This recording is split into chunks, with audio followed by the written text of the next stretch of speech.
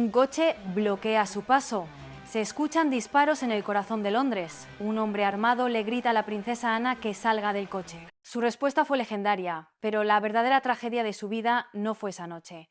Fue el sacrificio silencioso que haría por su hermano, un secreto que sacudiría la corona. La vida de la princesa Ana es el ejemplo perfecto de que nacer en un palacio no es garantía de un cuento de hadas. Imagínate, eres una niña nacida el 15 de agosto de 1950 en Clarence House, hija de la futura reina de Inglaterra. Pero tu mundo, lejos de ser mágico, está marcado por la distancia, el deber y una soledad que cala hasta los huesos. Cuando tu madre, la princesa Isabel, asciende al trono en 1952, tú apenas tienes 18 meses. De un día para otro, la mujer que te dio la vida ya no es solo tu madre.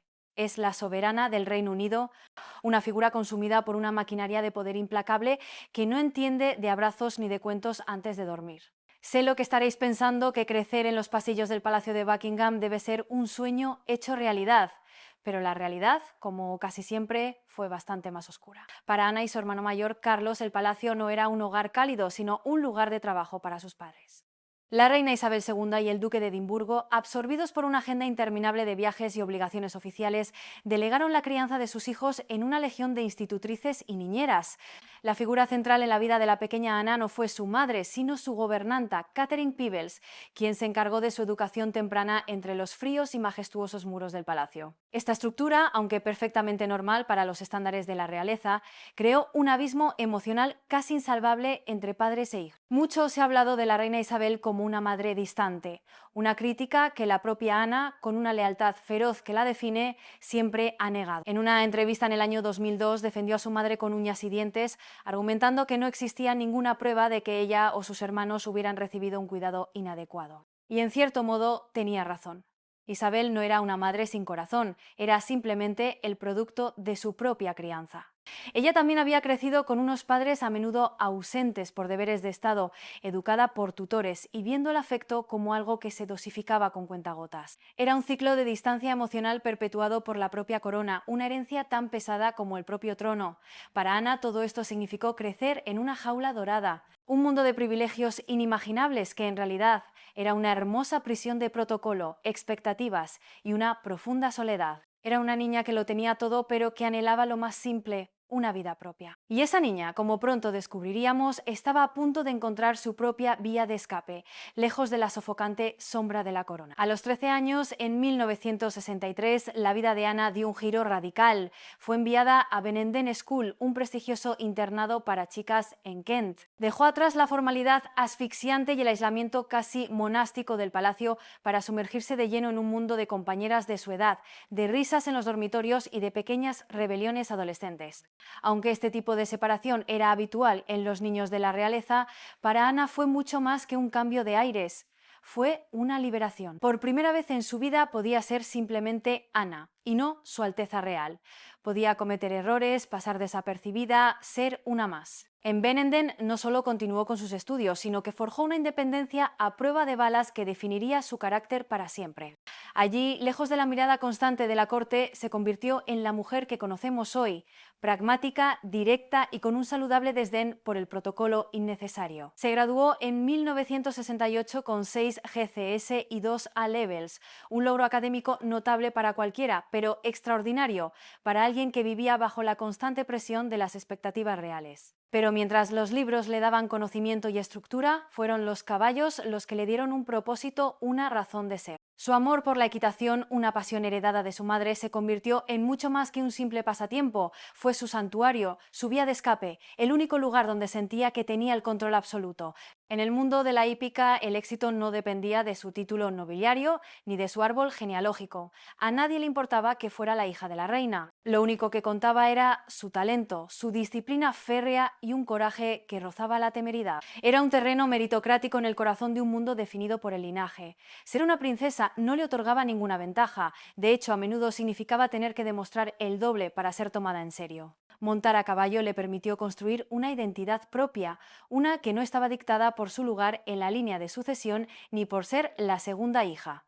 Era un espacio donde podía competir de igual a igual, caerse, sentir el dolor, levantarse y triunfar por sus propios méritos. Esta pasión no solo la definiría como persona, sino que la llevaría a alcanzar cotas de éxito que ningún otro miembro de la familia real británica había logrado jamás en el mundo del deporte profesional. El hipódromo se convirtió en el escenario donde la princesa que había estado atrapada en la jaula dorada por fin aprendió a volar. A principios de los años 70, la princesa Ana dejó de ser simplemente la hija de la reina para convertirse en una atleta de élite, una amazona temida y respetada en todo el mundo. Se labró una reputación como una jinete formidable y obsesivamente dedicada, compitiendo en los niveles más altos del concurso completo, una de las disciplinas hípicas más exigentes y peligrosas del mundo.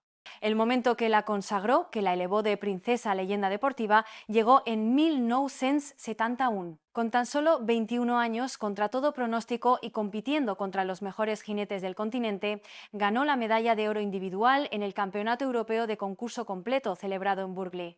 Fue un éxito asombroso, un hito que la catapultó al estrellato en el mundo ecuestre. Con esa victoria se convirtió en el primer miembro de la familia real británica en ganar un título europeo en cualquier disciplina deportiva. Imagínate la escena: la hija de la reina de Inglaterra cubierta de barro y sudor, con la respiración entrecortada y los músculos agotados, demostrando al mundo entero que su valía iba mucho más allá de su linaje. La gente estaba flipando. No solo había ganado, sino que además había sido nombrada Deportista del Año por la BBC, un reconocimiento que el público británico le otorgó por encima de futbolistas y atletas consagrados. Este triunfo no fue un golpe de suerte, fue el resultado de años de una dedicación casi monacal. Su compromiso con la equitación continuó y en 1976 alcanzó el sueño de todo atleta: representar a Gran Bretaña en los Juegos Olímpicos de Montreal.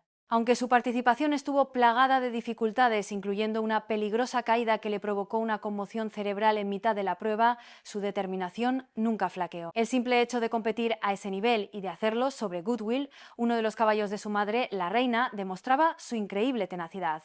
Para Ana, el mundo ecuestre era su verdadero reino, un refugio donde podía liberarse de las estrictas y a menudo absurdas reglas de la vida real. Era un campo de batalla donde el éxito se medía en habilidad, coraje y la conexión casi mística con su caballo, no en títulos nobiliarios, y ella demostró con creces que tenía talento de sobra. Su carrera como amazona le proporcionó una enorme satisfacción personal y una identidad que era exclusivamente suya, una identidad forjada en el esfuerzo, el riesgo y la pasión, muy lejos de las obligaciones y los salones de té que le habían sido impuestos desde el día de su nacimiento. Pero por mucho que galopara, no podía escapar de su destino.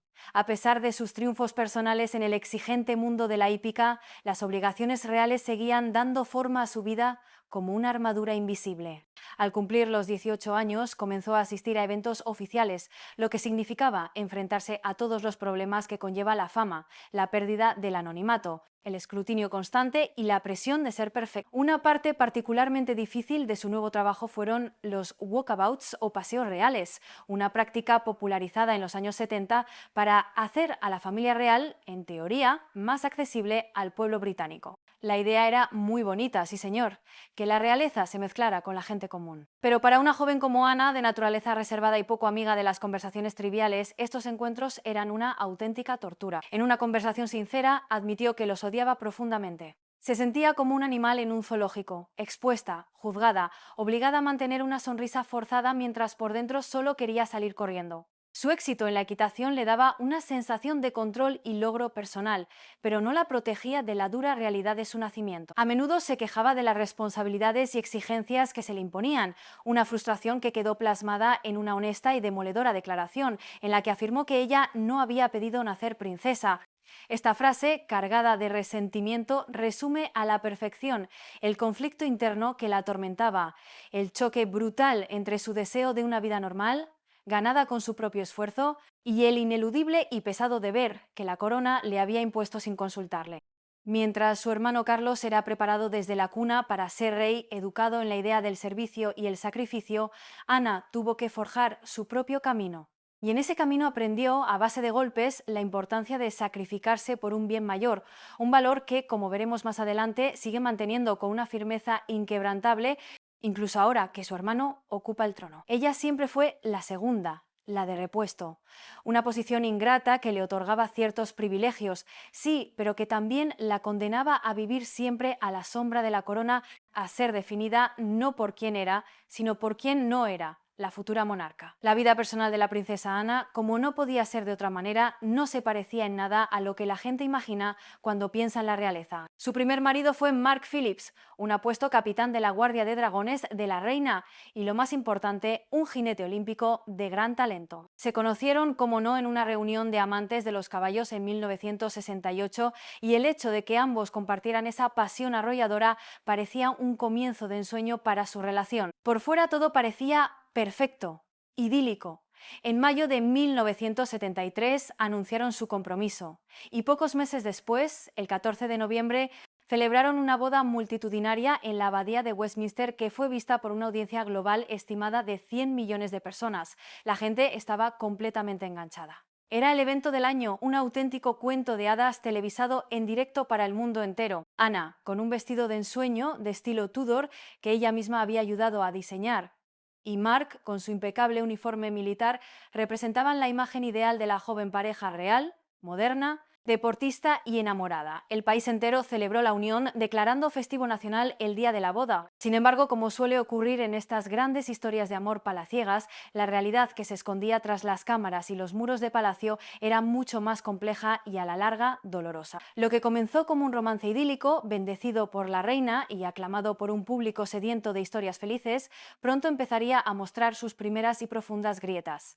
El matrimonio, que parecía sacado de una película de Disney, se convertiría, con el tiempo, en un drama lleno de rumores, infidelidades y escándalos que sacudirían los cimientos de la monarquía y dejarían una profunda y permanente herida en la vida de la princesa. El castillo de naipes que con tanto esmero habían construido ante el público estaba a punto de venirse abajo de la forma más estrepitosa posible. La princesa amazona estaba a punto de enfrentarse a un tipo de obstáculo para el que ninguna competición hípica la había preparado. A pesar de la impecable fachada de cuento de hadas, el matrimonio de Ana y Mark Phillips estaba completamente podrido por dentro. Pronto, la prensa, siempre hambrienta de escándalos, empezó a hacer su trabajo. Empezaron a circular rumores, primero como susurros en los círculos de la alta sociedad y luego como titulares a toda página, de que ambos eran infieles. La prensa rosa se dio un auténtico festín. Había salseo del bueno, del que vende millones de ejemplares, y la gente, claro, lo compraba como churros. Las revistas de cotilleos estaban llenas de historias, a cada cual más jugosa, sobre sus supuestas aventuras extramatrimoniales. A Phillips, un hombre al que la fama repentina pareció sentarle regular, se le relacionó con varias mujeres. Los tabloides hablaban de una prostituta de lujo india, de una conocida presentadora de la televisión británica e incluso de una experta en relaciones públicas canadiense. Pero Ana, lejos de ser la esposa abnegada y engañada, también tenía su propia vida.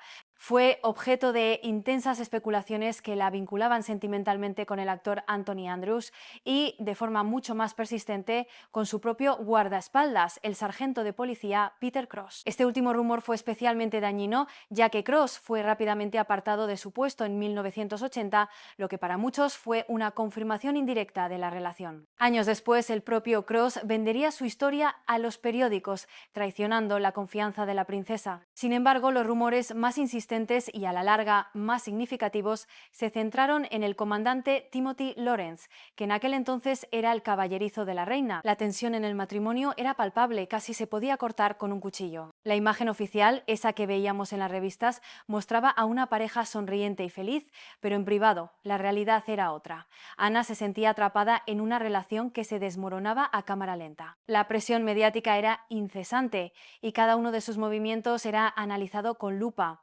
La pareja, que se había unido por su amor a los caballos, descubrió con amargura que compartían muy poco más. La vida dentro de la maquinaria real, con sus rígidas normas y su asfixiante falta de privacidad, solo sirvió para erosionar aún más su frágil unión. El cuento de hadas se había convertido en una pesadilla de la que no podían despertar, al menos no públicamente. La corona exigía silencio y decoro, y ellos, por un tiempo, obedecieron. En 1989, la farsa llegó a su fin. El matrimonio de Ana y Mark ya era insostenible y la pareja anunció públicamente su separación. Pero la cosa, cómo no, no acababa ahí. La gota que colmó el vaso y que destrozó cualquier mínima posibilidad de reconciliación fue una revelación tan sórdida como humillante. Se descubrió que Mark Phillips había tenido una hija, Felicity, durante una aventura de una noche con Heather Tonkin, una profesora de arte de Nueva Zelanda. El escándalo fue mayúsculo, una bomba mediática. Inicialmente Phillips, acorralado, lo negó todo, pero Heather Tonkin no estaba dispuesta a que su hija fuera un secreto vergonzoso. Llevó el caso a los tribunales y una prueba de ADN posterior, en 1991, confirmó sin lugar a dudas que él era el padre. Muy bonito, sí señor. La humillación para la princesa Ana fue pública, brutal e inescapable. El hombre con el que se había casado ante millones de personas no solo le había sido infiel, sino que había tenido una hija fuera del matrimonio y había intentado ocultarlo. La situación no podía ser más bochornosa y consolidó la ruptura definitiva. En abril de 1992, su divorcio se hizo oficial, convirtiéndose en el primer divorcio de un miembro de la realeza británica de alto rango en generaciones. El matrimonio, que había comenzado con toda la pompa y circunstancia de un evento real, terminó marcado por el escándalo, la traición y una profunda sensación de fracaso. Para Ana fue un golpe durísimo, no solo por la ruptura de su familia, sino por la humillante exposición mediática a la que tuvo que enfrentarse. Sin embargo, fiel a su carácter estoico y a su educación de nunca quejarse, nunca explicar, lo soportó con una dignidad de hierro, demostrando una vez más esa increíble fortaleza que la había caracterizado desde niña. Mientras el mundo la observaba, esperando verla derrumbarse, ella simplemente siguió adelante, con la cabeza bien alta, como la amazona que siempre fue. El segundo matrimonio de Ana fue la antítesis perfecta del primero: discreto, privado y sobre todo real. En diciembre de 1992, apenas 8 meses después de que su divorcio se hiciera oficial, se casó con el comandante Timothy Lawrence, el hombre con el que los rumores la habían relacionado durante años. La boda no pudo ser más diferente a la pompa y el circo mediático de su primer enlace. En lugar de la grandiosidad de la abadía de Westminster y sus millones de espectadores, eligieron una ceremonia íntima y profundamente personal en la modesta iglesia de Crathie Kirk, cerca del castillo de Balmoral, en Escocia. La razón de casarse allí no era casual. La Iglesia de Inglaterra en aquel entonces no permitía que las personas divorciadas volvieran a casarse por la Iglesia si sus excónyuges seguían vivos. La Iglesia de Escocia, en cambio, sí lo permitía. Esta vez solo asistieron 30 personas, un círculo cerrado de familiares y amigos íntimos, incluyendo a la reina, el príncipe Felipe, y sus 2 hijos, Peter y Zara. El contraste era abrumador y sin duda completamente intencionado. Ana, huyendo de cualquier ostentación, lució un sencillo y elegante conjunto de chaqueta blanca y vestido hasta la rodilla, muy lejos del elaborado y pesado traje de novia que había llevado en su primera boda. Timothy, por su parte, un hombre discreto y sin pretensiones, no recibió ningún título nobiliario tras el matrimonio, y la pareja optó por llevar una vida notablemente normal, alejada del incesante foco mediático. Después de un pasado marcado por el salseo, los escándalos y la humillación pública, Ana encontró en Timothy una relación más pacífica, estable y sobre todo duradera. Lejos de las cámaras y del escrutinio público, pudo construir una vida más normal, o todo lo normal que puede ser la vida de una princesa que es, además, la mujer más trabajadora de la familia real. Este segundo matrimonio representó para ella un refugio, un ancla de estabilidad después de años de turbulencias. Era la prueba definitiva de que, a veces, la verdadera felicidad no se encuentra en los grandes palacios ni en las bodas de cuento de hadas, sino en la tranquilidad de una vida compartida, lejos del ruido y basada en el respeto mutuo. Si enumeráramos todas las cosas terribles que le han sucedido a la princesa Ana, sería difícil creer la fortaleza casi sobrehumana de esta increíble mujer. El 20 de marzo de 1974, con tan solo 23 años, mientras ella y su entonces marido, Mark Phillips, regresaban al Palacio de Buckingham de un evento benéfico, vivió una de las experiencias más aterradoras de su vida. Eran alrededor de las 8 de la tarde. Mientras su coche con chofer, una limusina Princess Quarter de la Casa Real, circulaba por The Mall a pocos metros del palacio, un Ford Escort blanco se interpuso bruscamente en su camino, obligándolos a detenerse de forma violenta. Lo que siguió fue un dramático y caótico intento de secuestro. Ian Ball, un joven de 26 años con problemas mentales, saltó de su coche empuñando 2 pistolas y abrió fuego. El caos fue total. Hirió de gravedad a James Beaton, el oficial de seguridad de Ana, y a Alex Callender, su chofer. Un periodista que se encontraba cerca, Brian McConnell, también intentó intervenir y recibió un disparo en el pecho. El plan de Ball era simple y delirante: secuestrar a la princesa y exigir un rescate de 2 millones de libras, afirmando que el dinero se destinaría a financiar el Servicio Nacional de Salud. Pero Ana, recordemos, no era una princesa de cuento de hadas que espera a ser rescatada. Cuando Ball, pistola en mano, le ordenó que saliera del coche, ella, con una calma y un desdén asombrosos, respondió con una frase que pasaría a la historia de la flema británica: "Not bloody likely", que viene a ser algo así como un ni de coña, pero dicho por una princesa. Mientras forcejeaban, la situación podría haber acabado en tragedia si no hubiera sido por la intervención de Ron Russell, un transeúnte y exboxeador de peso pesado que, al ver el alboroto, no se lo pensó dos veces. Entró en acción y le propinó a Val un rápido y certero puñetazo en la nuca. Esto distrajo al aspirante a secuestrador y permitió a Ana, en un movimiento ágil, escapar por la otra puerta del coche. La policía no tardó en llegar y detuvo a Ball. Aunque Ana resultó físicamente ilesa, el suceso conmocionó al país y la consolidó para siempre como una mujer valiente, decidida y que definitivamente no se dejaba intimidar fácilmente. El intento de secuestro no fue el único obstáculo de vida o muerte que la princesa Ana tuvo que superar. 2 años después de sobrevivir a las balas de Ian Ball, en 1976 se preparaba para cumplir el sueño de su vida: competir por Gran Bretaña en los Juegos Olímpicos de Montreal como parte del equipo ecuestre. Era una jinete consumada, campeona de Europa, y estaba decidida a servir a su país en el mayor y más prestigioso escenario deportivo del mundo. Sin embargo, las cosas, como de costumbre en su vida, no salieron según lo planeado. Durante una de las pruebas de salto del concurso completo, sufrió un accidente gravísimo. Su caballo, Goodwill, propiedad de la reina, calculó mal un salto y cayó estrepitosamente. Ana salió despedida y el caballo rodó sobre ella, golpeándola violentamente en la cabeza.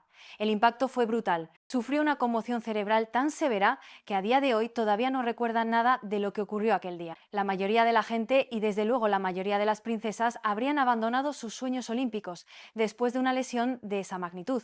Pero Ana, como ya hemos visto, no era como la mayoría. A pesar de la conmoción, de las contusiones y de tener una vértebra fracturada, protagonizó una recuperación que los médicos calificaron de asombrosa. Con solo unas pocas semanas de descanso y en contra del consejo de muchos, volvió a subirse a su caballo, decidida a formar parte del equipo olímpico. Y lo consiguió. Aunque no ganó una medalla, el simple hecho de que compitiera después de una caída tan brutal fue una demostración casi inhumana de su increíble tenacidad y determinación. Este episodio, al igual que el intento de secuestro, forjó su imagen pública como una mujer de hierro, una royal que no se doblegaba ante la adversidad. Era la prueba viviente de que bajo la fachada de princesa había una competidora feroz con un espíritu absolutamente indomable. Su participación en los Juegos Olímpicos no fue solo un logro deportivo, fue sobre todo un acto de pura resiliencia. En 2002, la princesa Ana volvió a ser noticia, pero esta vez por un motivo mucho más insólito y, la verdad, bastante surrealista: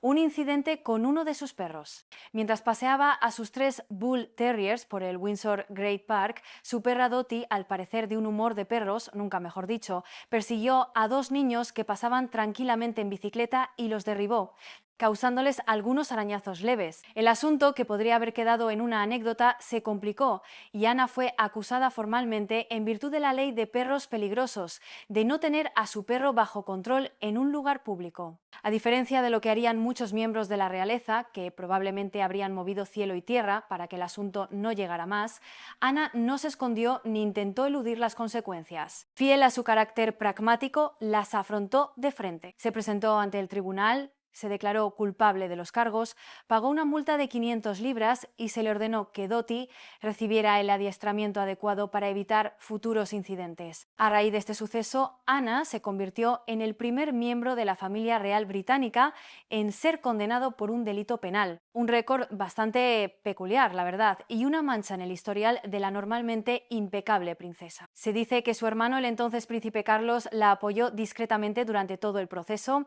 admirando como siempre su forma directa y sin rodeos de afrontar la vida. Este incidente, aunque menor en comparación con otras tragedias de su vida, es muy revelador de su carácter.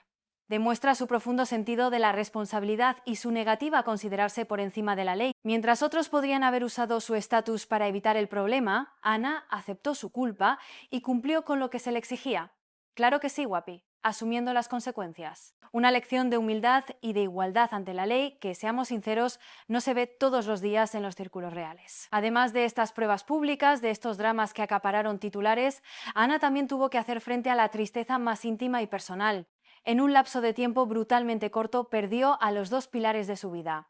En abril de 2021, su padre, el príncipe Felipe, falleció a los 99 años. Fue un golpe durísimo para toda la familia, pero especialmente para ella. Ana siempre fue considerada la hija favorita de Felipe, la que había heredado su carácter pragmático, su afilado sentido del humor y su aversión por el sentimentalismo. La conexión entre ellos era profunda, basada en un entendimiento mutuo que iba más allá de las palabras. Apenas un año y medio después, en septiembre de 2022, su madre, la reina Isabel II, murió a los 96 años, sumiendo al país en un duelo histórico. La pérdida de ambos padres, las dos figuras que habían definido su existencia en un periodo tan breve, fue devastadora.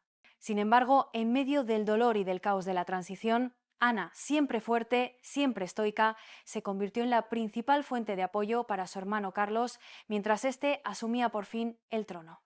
Las fuentes de Palacio dicen que fue absolutamente fundamental en la gestión de los asuntos familiares en los turbulentos días posteriores a la muerte de su madre. De hecho, fue ella, y no el nuevo rey, quien recibió al príncipe Harry cuando éste llegó tarde y solo a Balmoral para llorar a su abuela. Su capacidad para mantener una calma imperturbable y seguir adelante, incluso después de una pérdida tan terrible, le ha ganado el respeto incondicional tanto del público como de su propia familia. Se convirtió de la noche a la mañana en la roca en la que el nuevo rey podía apoyarse sin dudar.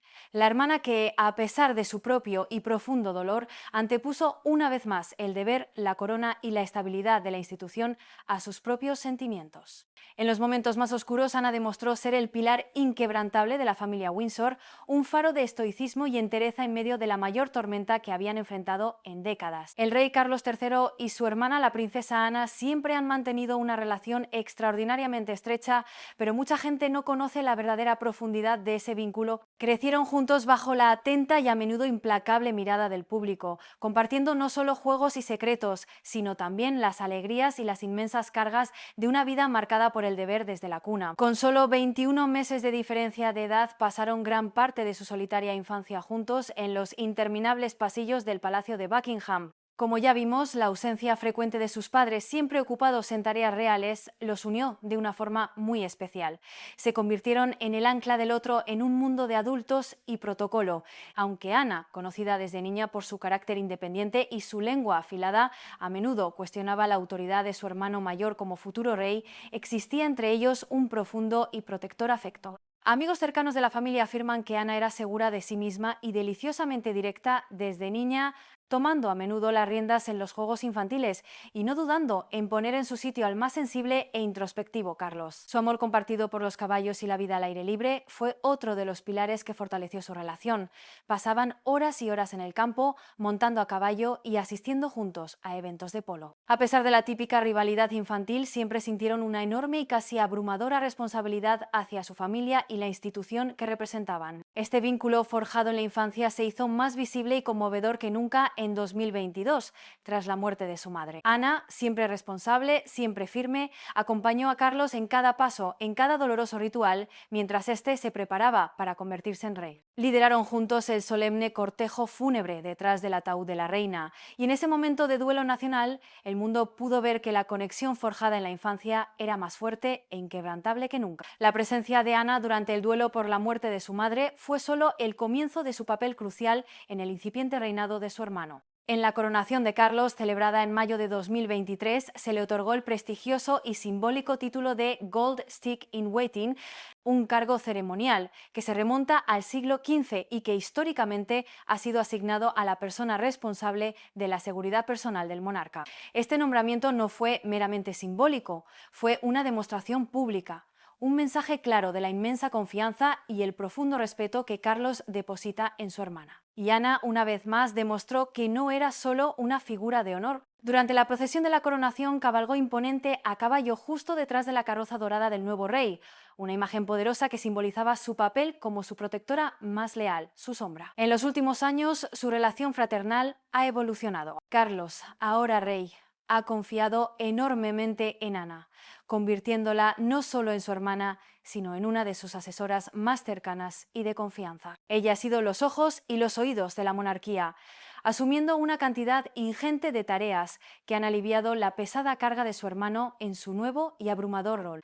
Cuando Carlos anunció al mundo en febrero de 2024 que padecía cáncer, Ana, sin hacer ruido, sin buscar titulares, dio discretamente un paso al frente para ayudar, sustituyéndolo en actos oficiales cuando era necesario, sin dejar de cumplir ni un solo día con su propia y abrumadora agenda real, que la consolida año tras año como el miembro más trabajador de la familia. Sin embargo, su relación no es solo deber y solemnidad. En las celebraciones de la coronación, en un momento de relajación familiar, Ana llamó a su hermano Old Bean, un apodo cariñoso que podría traducirse como viejo amigo o colega, un gesto que hizo reír a la gente y mostró la maravillosa complicidad y el humor que siempre ha existido entre ellos. Estos momentos nos recuerdan que detrás de los títulos y las coronas, Carlos y Ana siguen siendo hermanos, conectados por décadas de experiencias compartidas y un respeto mutuo a prueba de bombas. Pero aquí es donde la cosa se complica. Antes de hablar del trágico mensaje de la princesa Ana al rey Carlos, es importante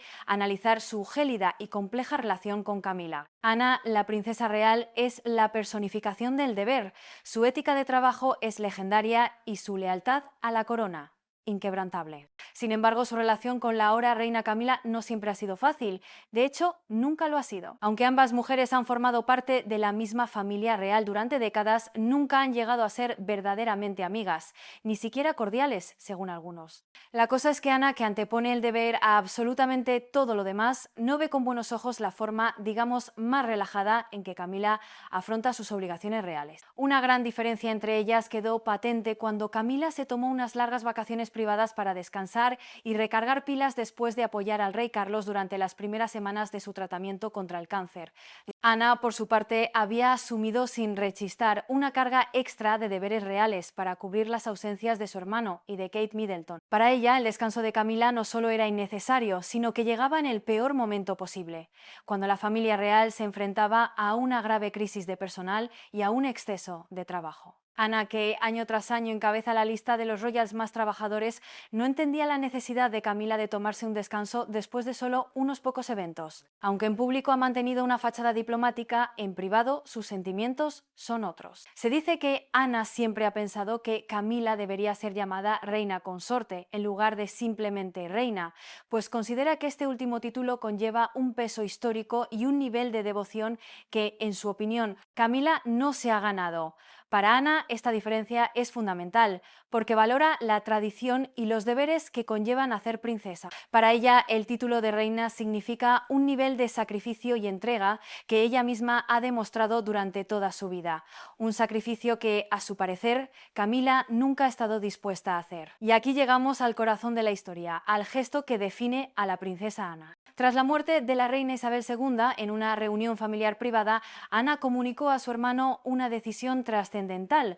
Renunciaba por completo a su parte de la herencia de su madre. La gente en la sala se quedó literalmente flipando. Este acto desinteresado, nacido de su profundo sentido del deber y su inquebrantable lealtad a la corona, sorprendió incluso a la reina Camila. Aunque el mensaje era profundamente sincero, también era eminentemente práctico y astuto.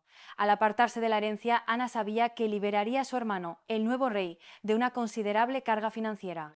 Veréis, la ley británica establece una exención fiscal única. Cuando el monarca recibe un patrimonio de un rey o reina fallecido, los activos pueden transmitirse sin pagar ni un céntimo de impuestos. Esto significa que, al heredar la totalidad de la fortuna, estimada en unos 850 millones de dólares, el rey Carlos no tendría que pagar el impuesto de sucesiones del 40%, una cantidad que habría sido astronómica y que habría mermado seriamente las finanzas de la corona si la herencia se hubiera repartido entre los hermanos.